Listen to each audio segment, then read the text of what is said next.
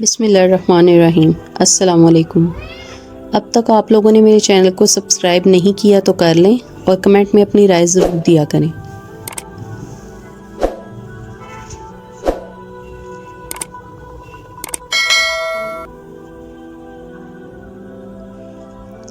کسی ریاست میں ایک بہت امیر شخص رہتا تھا۔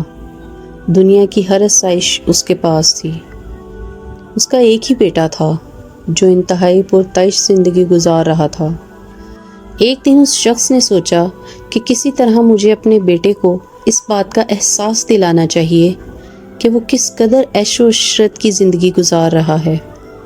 اسے علم ہونا چاہیے کہ ہمارے معاشرے میں بہت سے غریب لوگ بھی رہتے ہیں اور وہ غربت میں کس طرح گزارا کرتے ہیں، تاکہ میرے بیٹے کو ان چیزوں کی قدر و قیمت کا احساس ہو جو اسے میسر ہیں، اور اس مال و دولت کی قدر ہو جو میں نے اسے دے رکھی ہے۔ یہی سوچ کر اس نے فیصلہ کیا کہ وہ اپنے بیٹے کو کسی گاؤں لے جائے اور وہ پورا دن کسی غریب کسان کے گھر گزاریں گے۔ وہ اپنے بیٹے کے ہمراہ اپنی ریاست کے چھوٹے سے گاؤں میں پہنچا اور پورا دن وہ دونوں ایک کسان کے ساتھ رہے۔ اس شخص نے اپنے بیٹے کو پورا گاؤں دکھایا اور گاؤں کے لوگوں کا رہن سہن، کھانا پینا اور پہننا اوڑھنا بھی دکھایا۔ غرض اس نے بیٹے کو گاؤں کی زندگی سے اچھی طرح روشناس کروا دیا۔ امیر آدمی کے بیٹے کے لیے یہ سب کچھ بہت نیا اور انوکھا تھا۔ وہ انتہائی دلچسپی سے سب کچھ دیکھتا رہا۔ گاؤں سے واپسی پر اس امیر شخص نے اپنے بیٹے سے پوچھا، بیٹا یہ پکنک کیسی لگی؟ بہت اچھی، بیٹے نے جواب دیا۔ تم نے دیکھا کہ غریب لوگ کس طرح گزارا کرتے ہیں؟ باپ نے پوچھا۔ جی ہاں، بیٹے نے مؤدبانہ لہجے میں جواب دیا۔ اور اس سے تم نے کیا سیکھا؟ باپ نے پوچھا۔ بیٹے نے کچھ دیر سوچ کر جواب دیا، میں نے دیکھا کہ ہمارے پاس گھر میں ایک کتا ہے اور ان کے پاس گاؤں میں 4 کتے ہیں۔ ہمارے پاس ایک سوئمنگ پول ہے جو ہمارے گھر کی حدود میں ہے، جبکہ ان کے پاس دریا ہے، ندیاں ہیں جن کی کوئی حد ہی نہیں ہے۔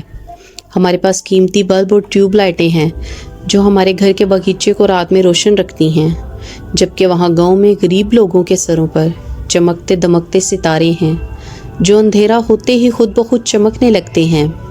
ہمارے گھر کا لان گھر کی دیوار کے ساتھ ختم ہو جاتا ہے اور ان کا لان وہ زمین ہے جو تحد نگاہ پھیلی ہوئی ہے۔ بیٹے کا جواب سن کر باپ لاجواب ہو گیا۔ بیٹے نے اپنی بات جاری رکھتے ہوئے مزید کہا، بہت شکریہ ابا جان کہ آپ نے مجھے بتایا، دکھایا اور احساس دلایا کہ ہم کس قدر غریب ہیں۔ یہ ایک آفاقی سچ ہے کہ سب کچھ صرف ہمارے دیکھنے اور سوچنے کے انداز پر منحصر ہے۔ ایک مشہور کہاوت ہے، ہم چیزوں کو ویسے نہیں دیکھتے جیسی وہ ہوتی ہیں، بلکہ ویسا دیکھتے ہیں جیسے ہم ہوتے ہیں۔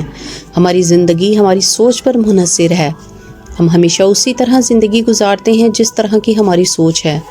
اگر آپ مثبت سوچ اور مثبت شخصیت کے مالک ہیں تو آپ کی زندگی یقیناً پرسکون، خوشحال اور اعلیٰ معیار کی ہوگی۔